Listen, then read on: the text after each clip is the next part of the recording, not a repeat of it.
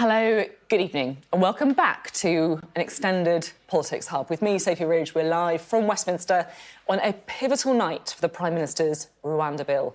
Well, all evening we've been building up to this moment, the vote on Rishi Sunak's Rwanda legislation, and we are expecting that vote to happen within the next half hour or so. Now, it feels like the potential rebellion, it looked like a sizable rebellion yesterday, but it feels like that's fizzled out, and the Prime Minister's bill is now expected to pass comfortably.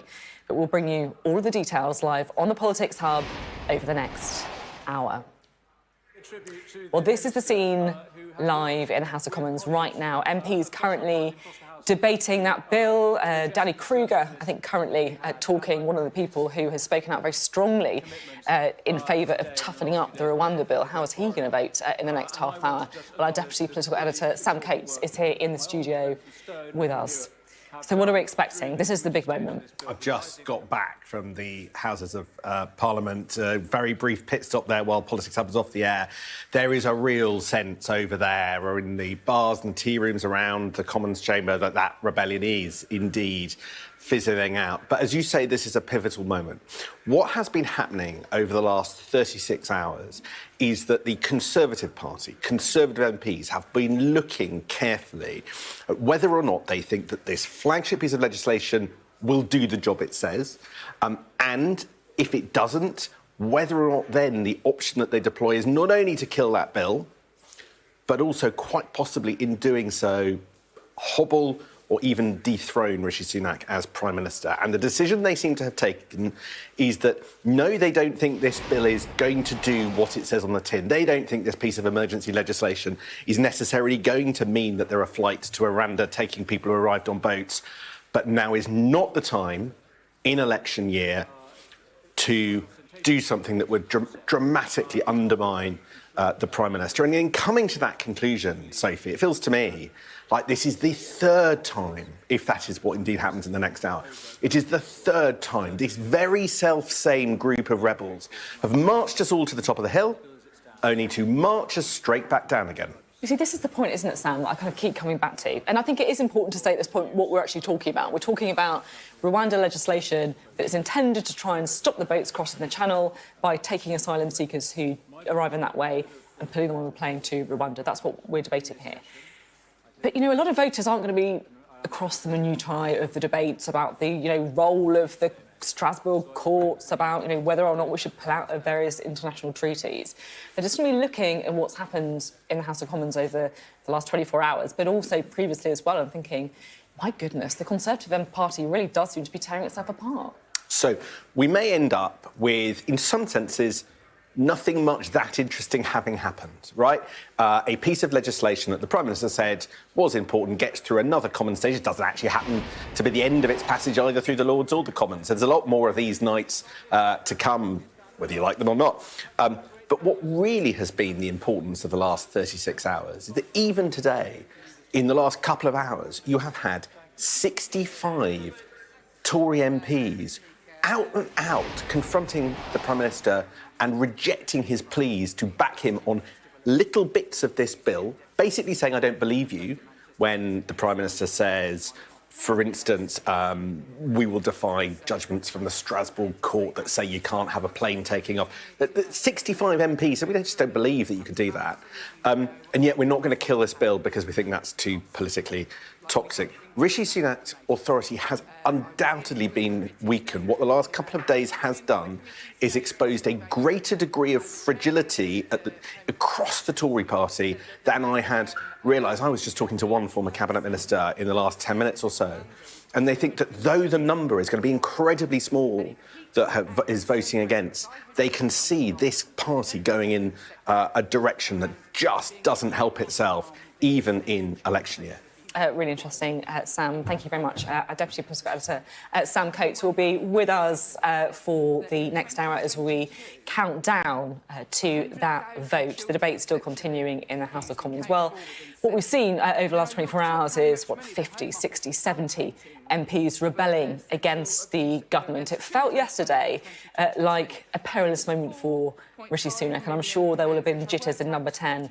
But today, that rebellion weakening, crumbling, some might say, and it does feel like the legislation is due to now pass comfortably at around 9:30. Right, let's bring in our chief political correspondent, John Craig, who joins us now from Central Lobby. And John, you're really at the heart of Westminster, where all the MPs are kind of congregating on a busy night of votes. What's the atmosphere like there?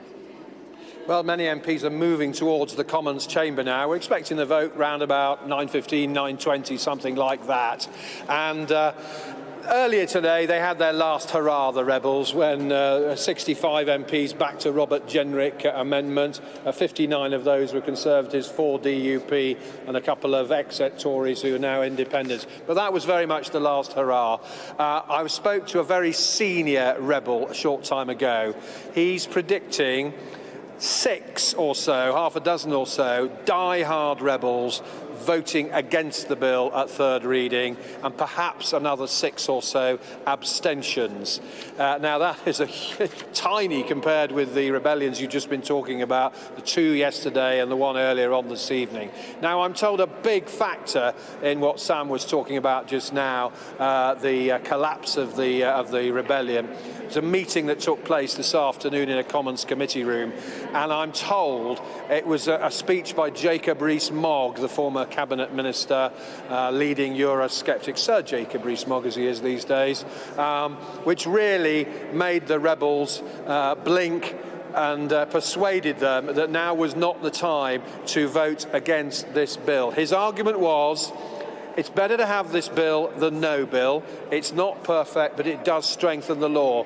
And his argument was, do you really want to collapse the government, put Rishi Sunak in an impossible position and possibly trigger an early general election? And that appears to have convinced them, perhaps not all of them, but most of them, that they are, many of whom voted for the Jenrick amendments, the Bill Cash amendment, over the past 24 hours or so, that they will vote for the bill in the next half an hour or so. So the Prime Minister is bruised, but he lives to fight another day. The bill, of course, goes to the House of Lords, where, of course, peers tell me they're going to pull it apart and we're in for a real tussle between the Lords and the Commons yet again. But for now, this bill is going to get its third reading. It's going to clear its last hurdle in the House of Commons. We're beginning of this hour-long debate. We had pretty combative speeches from both James Cleverly, the Home Secretary, really addressing his remarks to his own backbenchers, urging them to back the bill, and then a real attack on the bill from Yvette Cooper, the Shadow Home Secretary, using words like chaos, carnage. And a rather colourful metaphor about the Home Secretary striding round naked round the Commons chamber, hiding his fig leaf. Made a lot of MPs wince, I think. But it was a lively speech from her. You can call it a crescendo. My word, it was fortissimo. But we really are approaching the climax to this 2 days of debate. But you could argue it's going to be an anti-climax because the vote probably will not be that close. Remember, second reading passed by 43 back in December. That was when many of the rebels decided to abstain rather than vote against the government at the last minute. Well, tonight most of them are many of them are probably going to vote with the government. Some will abstain, some will vote against, half a dozen or so, I'm told, but we'll know soon enough. A quick thought from you, John. Where do you think it leaves the Prime Minister's authority? Because, look, this is about a very important piece of legislation, but it's also about Rishi Sunak's authority, isn't it? I mean, if it goes as we expect, he will get the bill through, but is he going to be strengthened or weakened after what's happened? Well, he got a pummelling, didn't he, from Sir Keir Starmer at Prime Minister's questions. And there was ridicule from Sir Keir, wasn't there? He used the word farce quite a lot. And also, Yvette Cooper used the word farce in her speech a short time ago. So he is facing ridicule now. He is weakened with his own backbenchers. There are those who want a change of leader. I mean, we were talking last night, didn't we, about Dame Andrea Jenkins urging a rebellion today and talking about a change of leader. Most MPs think the idea of yet another change of Tory leader is madness. Mr. Sunak will limp on to the general election. He's not giving up without a fight. We heard him hit back at Sir Keir.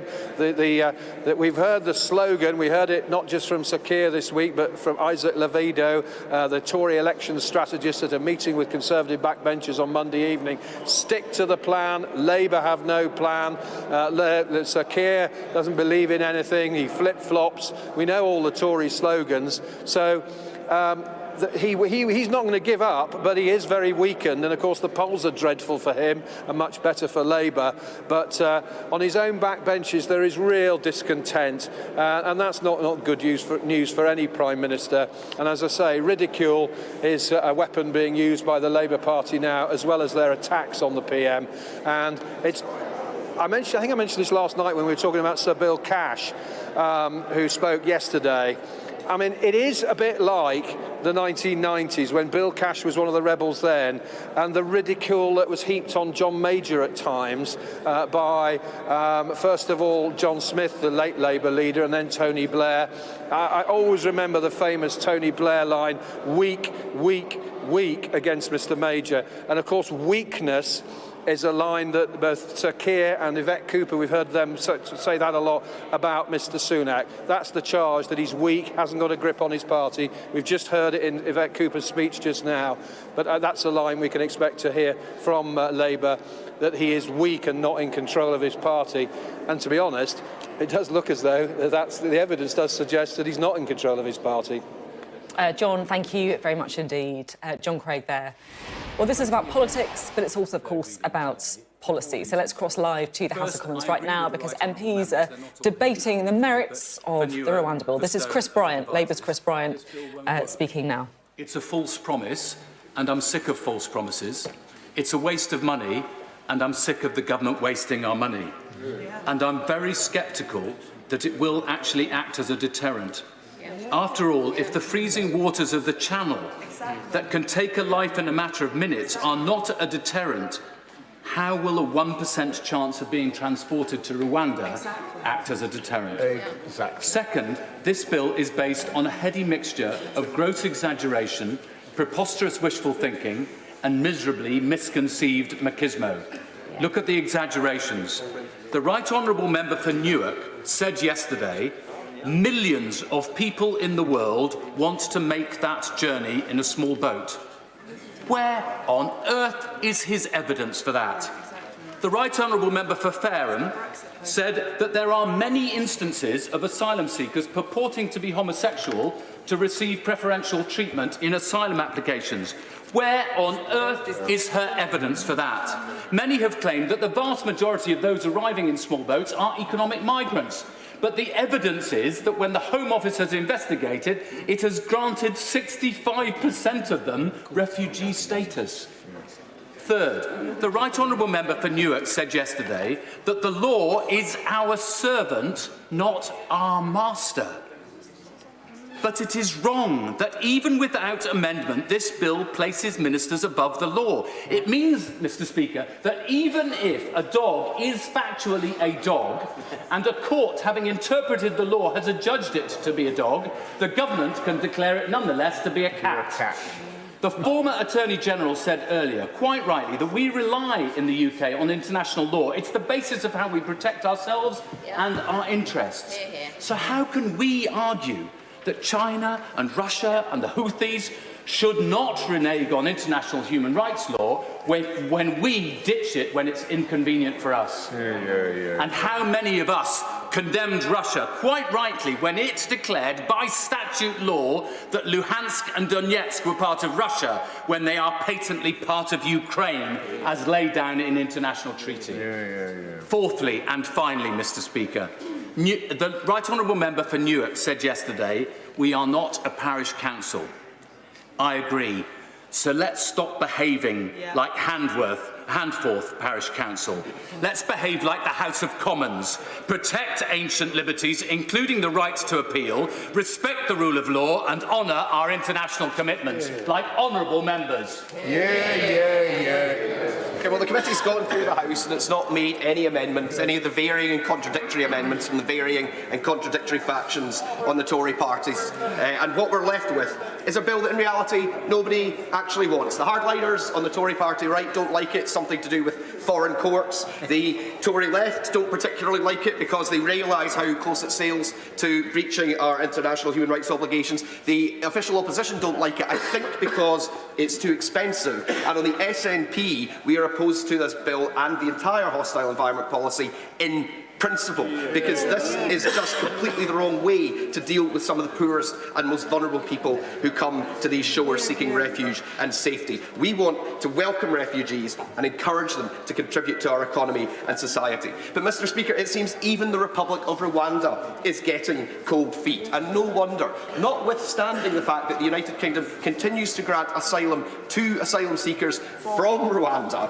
Why should a country that aspires to be a prosperous, stable African democracy allow itself to become a political football for wannabe leaders of the opposition who currently inhabit the Tory benches? According to the Prime Minister today, the best, or perhaps the worst thing about Rwanda is that it is not the UK. And the very fact of not being the UK is a deterrent for people to come here because they might be deported to it. So by the same logic, if the government threatened to deport people to Disneyland, that would also be a deterrent because Disneyland is not in the UK. Now, of course, Disneyland is a place where dreams are supposed to come true. But I think the former Home Secretary and indeed the former Immigration Minister's dreams of flights taking off to Rwanda are not going to come true. And neither are their dreams of becoming the next leader of the opposition after the election. But the dream on these benches of an independent Scotland, the dream which will never die, of an independent Scotland that has its own independent, humane asylum system which recognises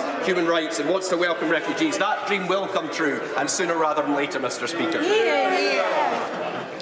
The question is that the bill now be read a third time. As many of that opinion say aye. Aye. The contrary, no. No. Division, clear the lobbies.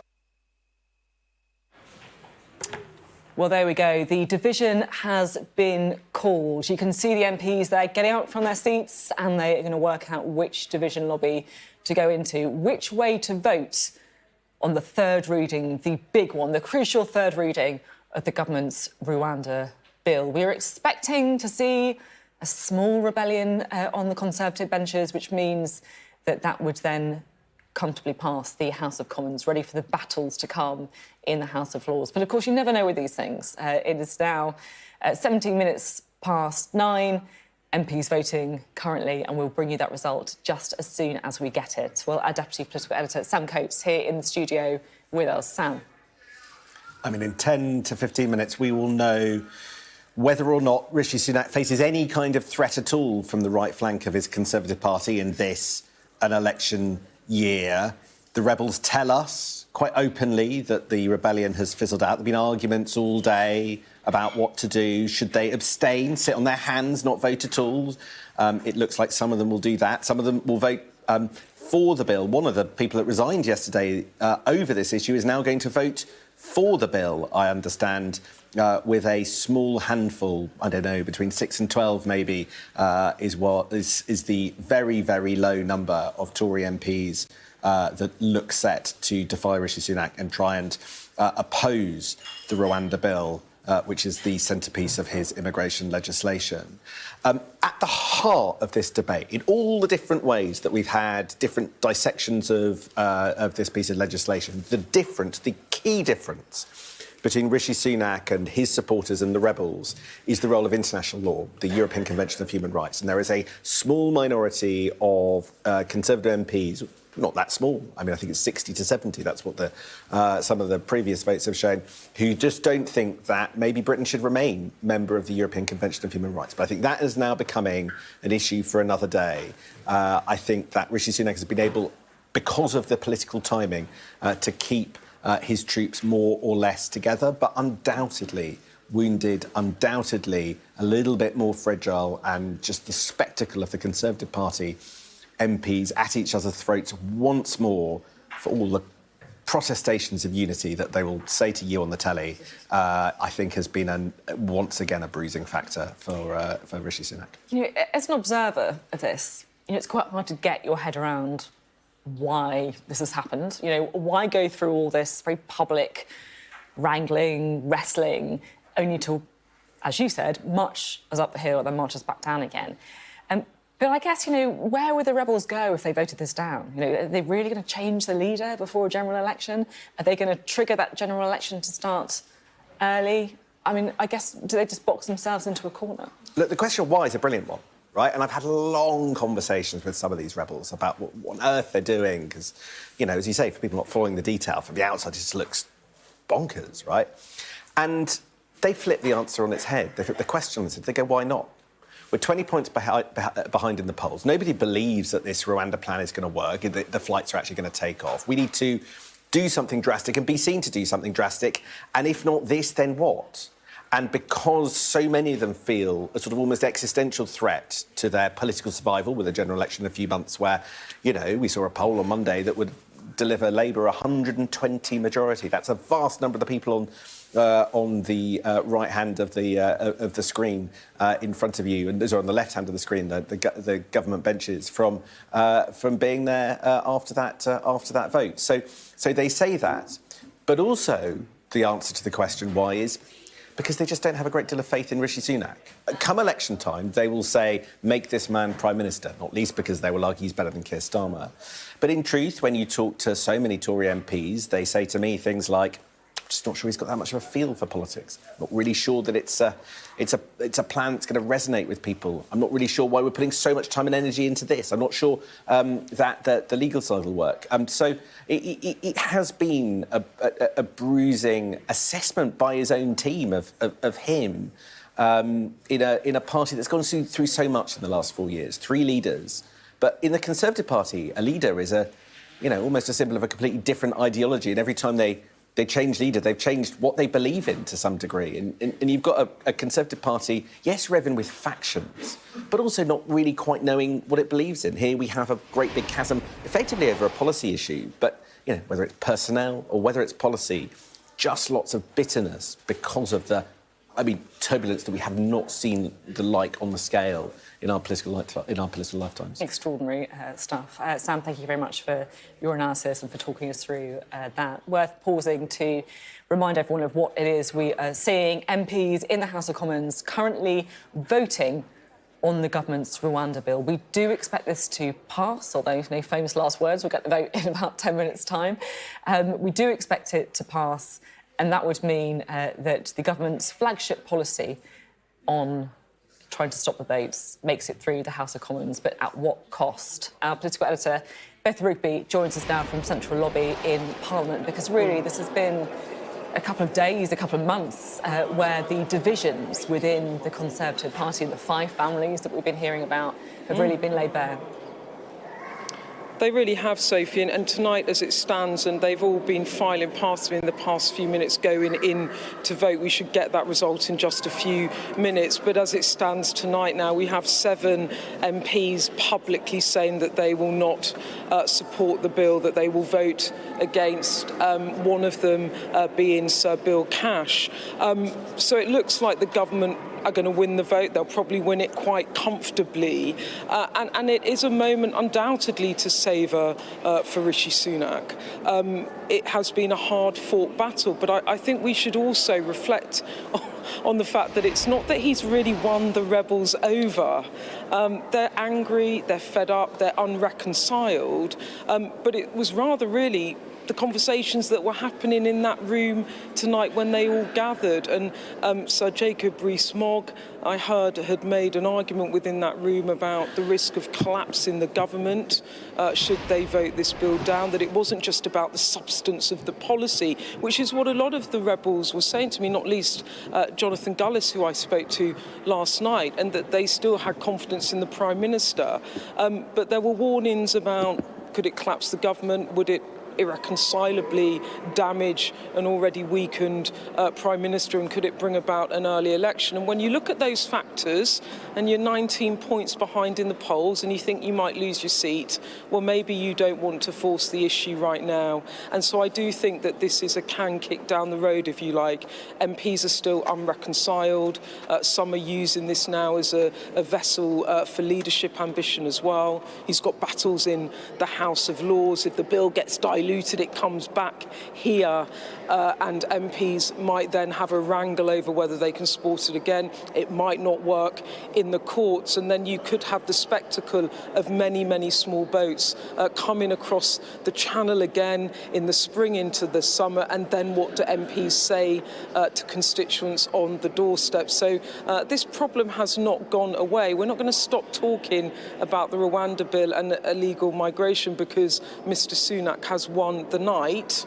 But for all of that, this would have been an existential crisis for the Prime Minister if he loses the vote, and we don't know the result, but it's pretty much nailed on, we think, that he will win. And so he has to take that win tonight, and he has to use it, I think, to try and galvanise himself and move on. And I've got Jacob Rees-Mogg actually with me now. So, Jacob, thank you for joining us on air.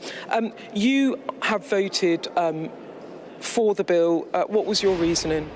The reason for supporting the bill is that this is better than the status quo. So the amendments were to make the bill stronger, which the government didn't accept, but it is still better than the existing position. And Danny Kruger made a very good speech on the third reading, where he pointed out that the Tories are actually united in wanting Rwanda to happen.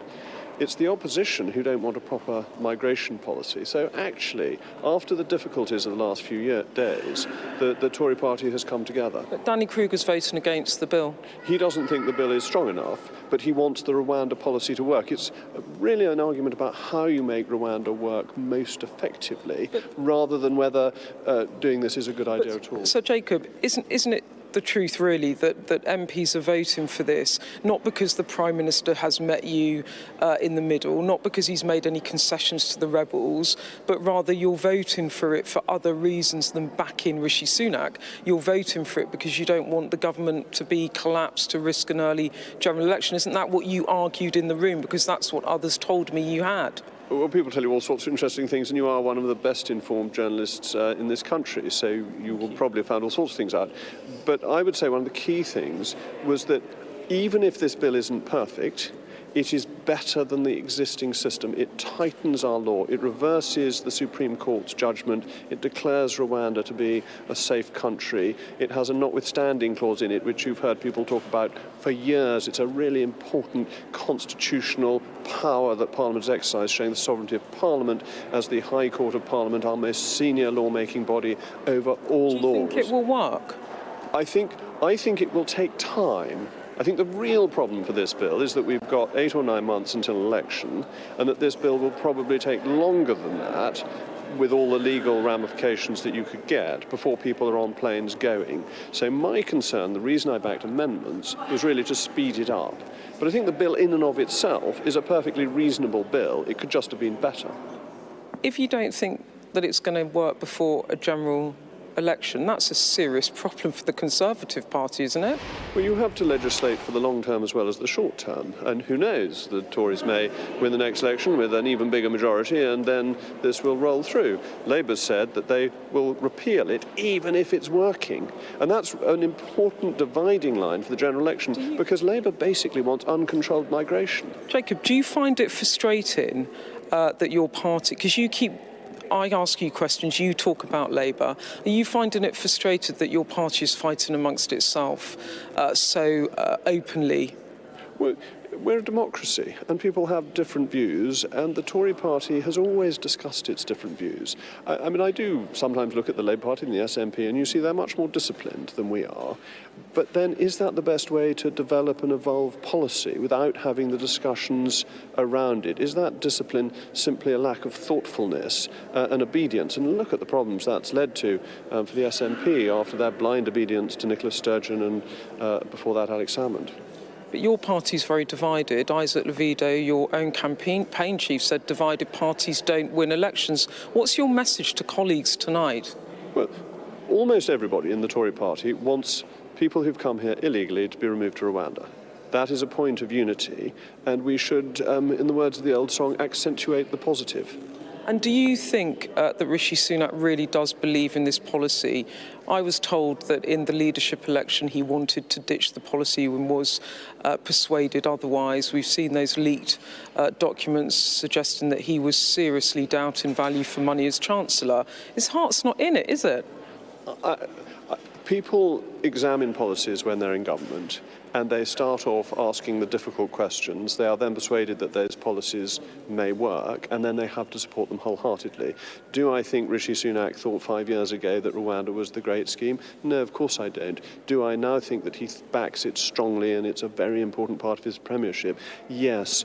As people discuss, evolve policies, they do come to support them with greater vim, and I think he really supports this. He has to. It was one of his 5 pledges last year. Okay, and finally, do you think that planes will get off to Rwanda in the summer, by the summer? I think he actually said he would do it by spring, late last year. Fortunately, I'm not a betting man. If I were a betting man, I wouldn't put money on it. I want it to happen, but one always has to be careful in politics not to allow what one wants to happen to override one's judgment on what is likely to happen. Okay. Well, thank you, Sir Jacob. I think they're about to take the vote, so we should listen in. It's going to come through very shortly. Thank you for joining us on Sky News tonight. I really appreciate it. So there you have it, Sir Jacob there explaining why, Thank you. despite We're his going to reservation... interrupt and go straight to the House of Commons to listen to the vote. 320. The noes to the left, 276.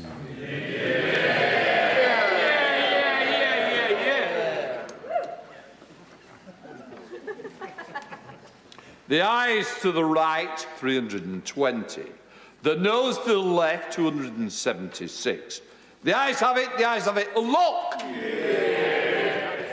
Well, there you go. The Rwanda bill has officially passed through the third reading of the House of Commons, with a majority of 44, so relatively comfortable after the big rebellion that we saw when it comes with the amendments that we saw yesterday. And that, of course, is a big moment, and Rishi Sunak and Number 10 will be breathing a big sigh of relief. That does not mean, of course, that the battle is over. It's going to go into the House of Lords, where I'm sure some peers will have a thing or two to say about this legislation. Well, let's pick up with our political editor, Beth Rigby, who's still in Central Lobby. A majority of 44, Beth. Yeah, I mean, that is a comfortable majority. The Prime Minister, I think, will be delighted by that. There was an expectation that after the second reading it would get through, but potentially with a much reduced majority. 44 majority is going to be pleased with that. And I've managed to keep Sir Jacob with me. Other people want him. Just quickly, what's your reaction to that? Good majority, huh? Oh, you're absolutely right. The Prime Minister will be pleased with 44. It's better than he thought he would get a week ago. His team have worked very hard to reassure people about their intention behind the law, and I think that helped swing people over. So, Jacob, one thing that is really obvious to ask is it will go to the Lords now. It's very likely that the Lords will dilute this legislation. When it comes back to the Commons, what will happen then? Because you might find yourself in a row with One Nationers who quite like a diluted bill, and you guys will want it toughened up again. What's your message to the Prime Minister? It won't be possible to toughen it up because all the amendments from the Lords will be weakening amendments, and you can't amend back to toughen. That has to be done in the Commons stage effectively. Yes, it's possible that the One Nation group won't like it, but actually the Commons and the Conservative Party in the Commons tend to take exception to the Lords trying to overrule the democratically elected House on a matter that is much more political than it's administrative.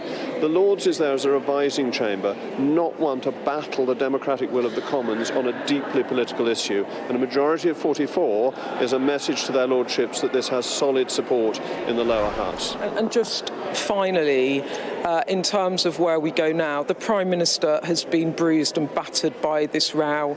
It's not a good look for a Prime Minister to be battling his party.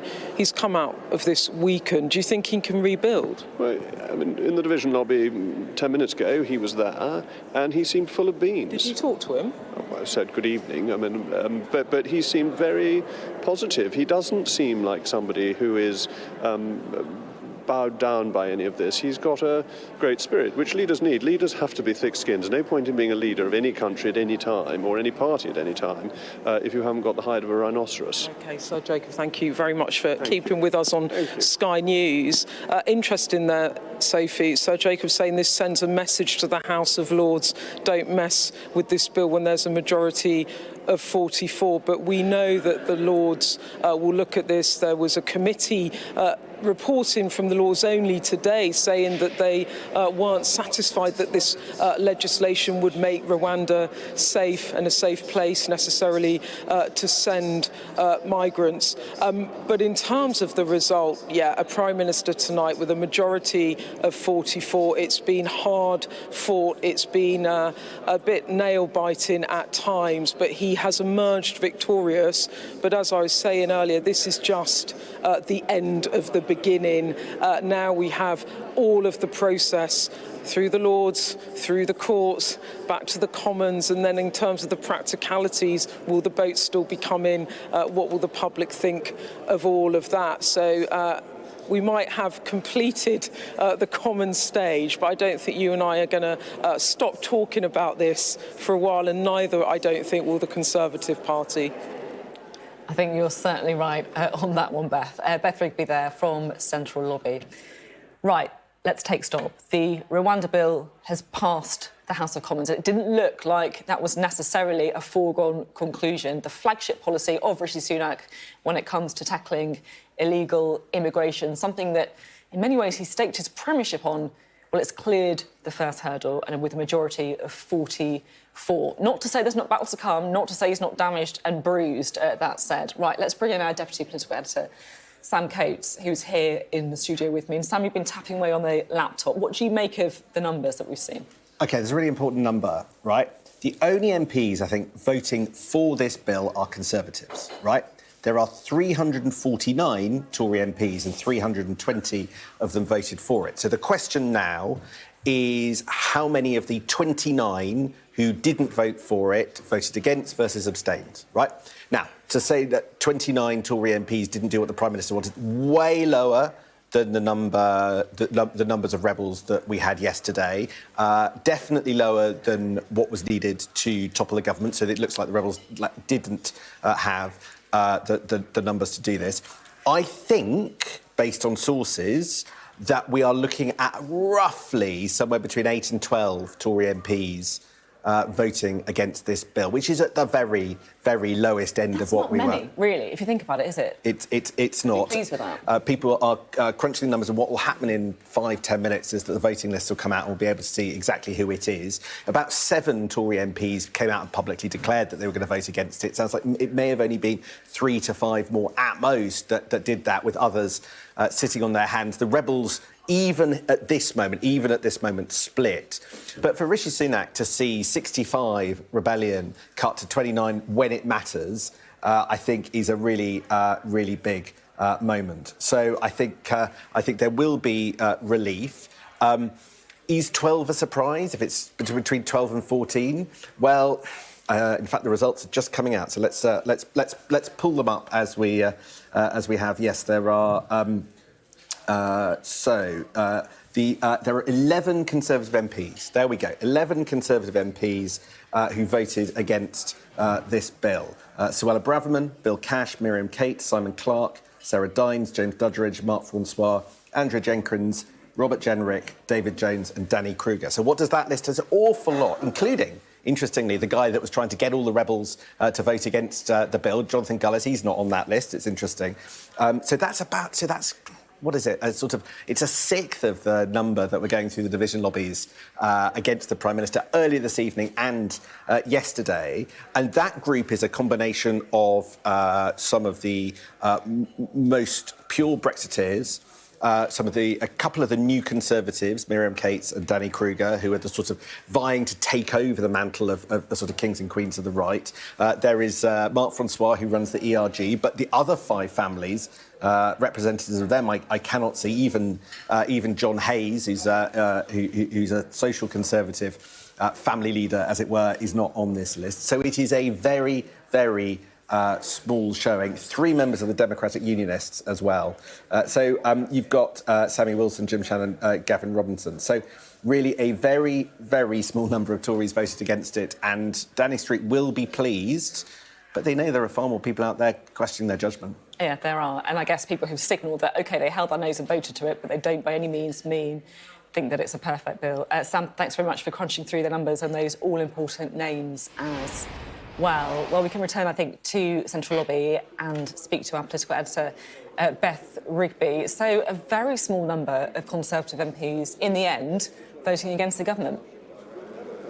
Yeah, that was pretty much as we expected, wasn't it, as that rebellion melted away and those MPs clearly unhappy and showing unhappiness when they voted for rebel amendments, in the end decided not to torpedo the government's flagship legislation. Look, I mean, walking through the opposition lobbies with Labour MPs in order to sink your Prime Minister's totemic policy, that is quite something to do. Many thinking that was perhaps too dangerous a move. But look, I'm joined by Sir Robert Buckland, former Cabinet Minister and a leading voice from the One Nation group of Conservatives, who himself was warning he would vote against the bill if it was toughened up. Robert, what's your response to that tonight? Well, it's extraordinary. The majority of 44 is exactly the same majority that the government was given at second reading, so there's been no change at all. And perhaps that's reflected by the fact that the bill has not been changed. Now, Beth, I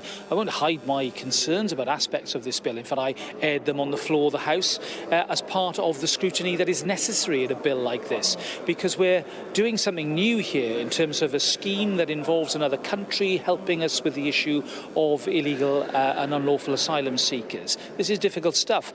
We've got to get the balance right. My fear was that some of those amendments would just have upset the balance of the law and the Constitution and actually made the bill unworkable in the sense that nothing would ever have happened that would have satisfied the courts. Now, it's going to go up to the House of Lords. I just spoke to Sir Jacob, who's on the other wing of the party to you. He was very clear that this is a message the Lords don't mess with the bill. It's got a majority of 44. What do you think will happen in the Lords? And what do you think you'll get back in the Commons? Will it be more to your liking? Well, look, the Lords are not going to be constrained by the Salisbury-Addison Convention. This was not a bill in the manifesto. This was not even a policy at the time of the last election. So there'll be no constraint upon them in terms of amending this bill. And I suspect that the Lords will want to err more in my direction in terms of making sure the bill is legally sound before they send it back to the Commons. So I do predict a round of ping-pong here that could be just as difficult as the ping-pong we saw in the illegal migration bill last year. I think there were 13 different clauses sent back to the Commons that were then ponged back, and that took a little bit of time. But this is a short bill, only 10 clauses. I don't see why it should take months rather than weeks in order to resolve. Do you think that the Prime Minister will get flights off to Rwanda by the spring, like he promised voters? Well, in the civil service parlance, Kay, Beth, spring ends on June the 21st. Oh, right. So that gives him a little bit, well, to me, to the rest of it. So that gives him a little bit more leeway. But being serious, if he can get those planes in the air this year, that would be a success. And the very fact that the policy was working would not just be a signal here in the UK, but to the rest of the world that using third countries can work if you get the law and the facts right. And that's why the work to make sure Rwanda had its processes in order and was safer than the time that the Supreme Court looked at this seems to me to be the best way forward. Do you think that you're going to get into another row when the bill comes back within the Conservative Party? A bill diluted more to your liking, right-wing rebels wanting to tighten it up, and a Prime Minister, again, between a rock and a hard place? Well, look, I'm not going to anticipate hardship. I'll go on. Well, I think, Beth, it's going to be clearly a challenge set to us by the Lords. Of course, they're going to send amendments back, and that will be a time for further choices to be made. I want to make sure that this policy works. You don't make a policy work by setting up artificial legal arguments with Strasbourg or even with our own courts that don't need to be You would not like heard. the Prime Minister. How would you feel if a Prime Minister ignored a Section 39 ruling from the Strasbourg court? You see, I don't think that that is necessary. I think that the reforms that have already been announced by the court to the 39 procedure, you won't have anonymous judges anymore. You'll have a right to challenge the decision if you don't like it. I think really give us more checks and balances and safety valves to prevent the arbitrary or the indiscriminate use of this type of rule. Now, those reforms are set to come in this year. Let's push for those to come in and make sure that our law is dovetailing in a way that makes things work better. We don't want to set up conflicts and arguments. That just means more time being lost. And just finally, part of the reason that some of the rebels seem to have backed off was that there was a genuine concern or argument made in the room in private at those meetings that this could potentially collapse the government and bring forward an election with a Prime Minister in crisis. Do you think that that would have been the outcome had he had lost tonight? I think it's arguable that it would have destabilised the government in a way that could have led to an earlier election. I think that's the reality of politics. You know, a Prime Minister with a nominally big majority should be able to win important votes on policy. I mean, that he was even in this position speaks to how weak he is, doesn't it? Well, he won by 44 today. Yeah, he won by 44 last month. That's a pretty good result. But there is something, isn't there, about him that his party is not behind him. You are divided. Well, look, I think there's something, I believe in something called the will to win. I'm detecting increasingly as we've hit the new year a sense of a will to win. People, you know, are listening to Isaac Levido and other our gurus to say exactly, to tell us the true message: divided parties do not win elections. Now that's got to hit home, and I'm sure it is increasingly hitting home. And I think tonight was a clear sign that that message is getting through. We have a plan, Labour don't, and that's going to be the message of the next few months. All right, Sir Robert, thank you so much for joining us on Sky News. Thank you. Well, look, there you have it, Sophie, a message to rebels there from Sir Robert Buckland, who is defending actually quite a seat with a 5,000 plus majority. So, you know, he's very focused on the election, I would imagine, and saying there divided parties don't win elections, arguing that there is a new focus on a will to win. Yes, the Prime Minister did win with a majority of 44, but they were those big protest votes, weren't they, on the amendments, a couple last night and one this evening. And as both of our guests tonight were alluding to, that there is still plenty more of Westminster action to come as this bill makes its way to the House of Lords, and then there's further wrangling. And I guess the big question is, can the Prime Minister and the Conservative Party get flights off to Rwanda and stop the small boats, as the Prime Minister promised? There was optimism there from both of our guests, but when you talk to MPs privately, there's doubt about the effectiveness of this policy and despair at what that means when it comes to the polls. Beth, thank you very much indeed. Beth Rigby there from Central Lobby. So, just to recap, the Prime Minister has got through the hurdle in the House of Commons of the Rwanda bill, passing its third reading. In total, 11 Conservative MPs voted against, a pretty small number. That includes Suella Braverman, the former Home Secretary, Robert Jenrick, the former Immigration Minister who resigned in protest about this policy. There was a further 18 who abstained, and I think it's quite interesting to note that it wasn't just those on the right of the party who abstained. A couple of the names there jumping out at me: Alicia Kearns, Theresa May, Caroline Nokes, perhaps a signal that there is, I guess, a certain amount of discomfort on both the right and left of the Conservative Party for different reasons about this policy. Well, let's bring in our Deputy Political Editor, Sam Coachley, who's here in the studio with me. Now, Sam, on Sunday, you made a prediction. I'm allowed to say this. He won't, but I'm allowed to say this. You made a prediction that the rebellion would be under 12. That's not bad going. We squeaked in. We did it. Were you a little bit worried yesterday when we saw the a rebellion? Oh, it's been a rollercoaster for a week, to be honest. No, yesterday when we saw that 70 figure of 70 votes against one of the amendments, actually everything started to shake a bit. And we were on air at the time, and you had 2 resignations and a rebellion clearly big enough, if in a serious vote, enough to bring down the government. You did start to do the calculations. But what happens in votes like this, there are people who keep very close tallies of what MPs are going to do. And it's a little bit of a myth that people really only genuinely make up their mind at the very last moment. They like to say, I haven't made up my mind until I've had all the meetings. But really, either directly or good whips can guess people's real intentions. And there were good whips on the rebel side that could see and feel the rebellion sort of crumbling. You know, when did I first realise it was crumbling? Not last weekend, but the weekend before. And that's why we said by the way, you didn't name the podcast. The podcast is Politics and Jack and Sam's, available wherever you get your podcast. But we've been saying it for a couple of weeks that this rebellion had died a death. And it had died a death because really it never took off before Christmas. And winded, the rebels sort of never really gained momentum over Christmas, and they could smell that now wasn't the time to strike. So, yes, under 12. Now, I want to talk about policy, because I know there are going to be people at home screaming at their TV screens right now saying, look, OK, we get it about the politics, but what does this mean for the policy? And that's important as well. So this is all about the Prime Minister's central pledge to stop the boats by effectively saying that if you arrive here and you're trying to seek asylum after crossing the channel on a small boat, you'll be sent directly to Rwanda. You'll have your claim processed there. Where does this leave that policy? Does that mean that's now going to start happening? Right, tonight, Number 10 have called this a major step.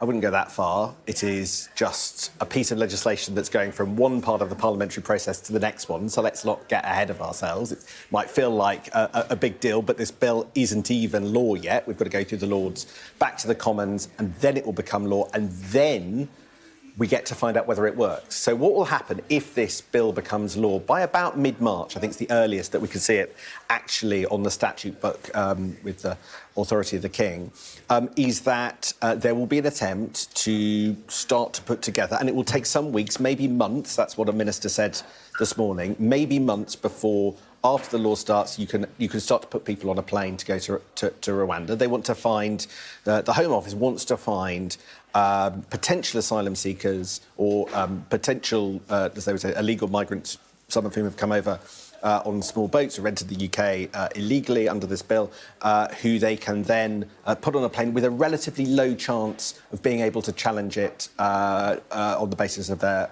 human rights obligations. So the Home Office is going to try and identify as many safe people to deport, like people who are likely to get to go without challenge. And see where we get to. But the whole argument in Parliament has been from Tories who just don't think that the legislation is tough enough and can still see these flights breaching the human rights of people who are put on them, and the Strasbourg court intervening. And they can intervene at quite short notice under what's called Article 39 orders, and they can these are interim judgments. And what a lot of yesterday and today's policy debate was: is there a way of absolutely stopping it? And Rishi Sunak is refusing to give to introduce a blanket ban on foreign courts from saying stop, you can't do that, it breaches their rights. And that's where the big division has been in policy terms over the last couple of days. I feel, just zooming out, it's still a big risk for Rishi Sunak, isn't it? Because when the weather starts getting better, we know that's when more people try to make the crossing of the channel. This legislation, if it does go through, we're going to see if it works. That's right. And he hasn't just said, I'm going to try my best to stop the boats. He said, I'm going to stop the boats. He stood in front of the lectern with those words on.